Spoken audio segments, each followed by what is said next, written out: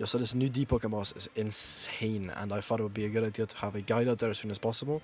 So here it is. I'll be explaining how to fight him, how to summon him, some moves that he uses, some tips, and yep, here it is. So without further ado, let's get straight into this.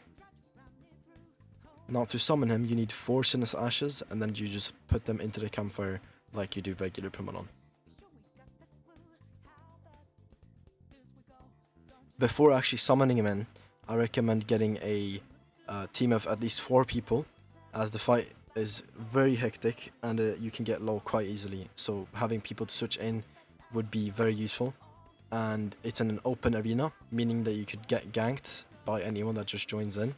Now, if you don't want your loot stolen, like you can see right here, the row of snakes, you might want to have at least 1 or 2 PvP builds to be able to help you out. Maybe ward off some snakes and rats.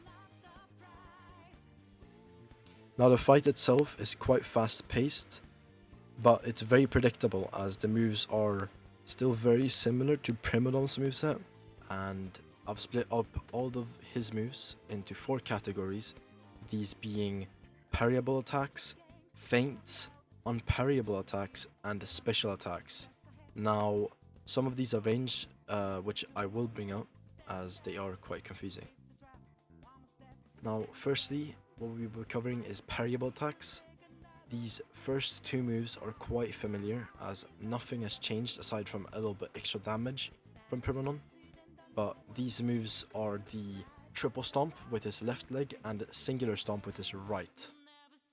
Now for the third move, that is Parryable, he uses another Primadon move, but this time it's used in a different way. Usually when you stand above or just a little bit away from Primadon, he can punch you, and in this case he uses it alongside his close range moveset. Now lastly, we have the most extreme move out of them all.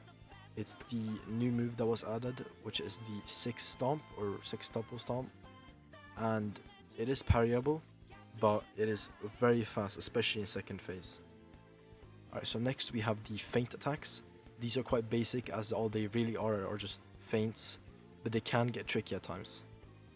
Now the first of the 2 is the stomp with his left leg, which he winds up and then he feints, and after that attack he will always punch right after the feint. The other feint move he uses is a triple stomp. He starts his triple stomp, hits you once if you parry, and then on the second stomp he feints. Now we have the Unparryable Attacks. Again, as the Parryable Attacks, the first 2 moves are from the base Primadon moveset.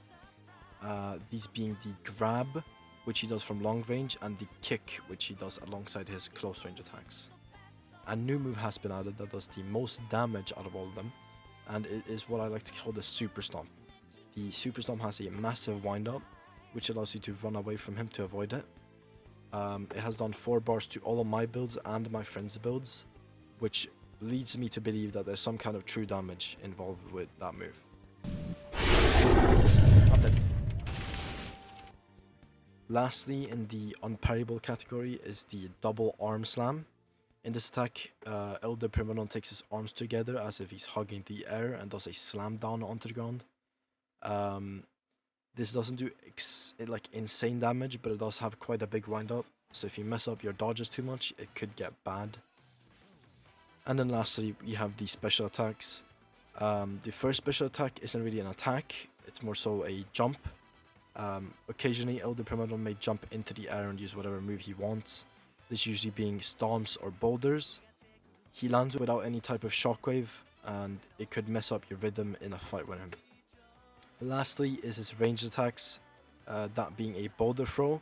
He usually does a triple throw at his targets, and he barely does the singular one, from what I've experienced.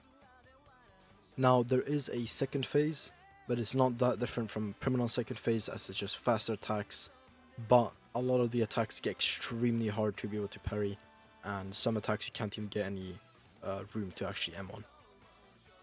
Alright, now we're on to the last part of the video, that is the tips and extras.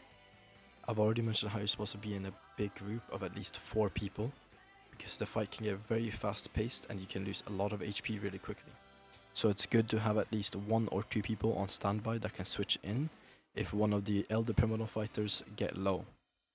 Now it's good to have at least 1 or 2 people on gank builds in your team, as many people can gank you and also steal your loot.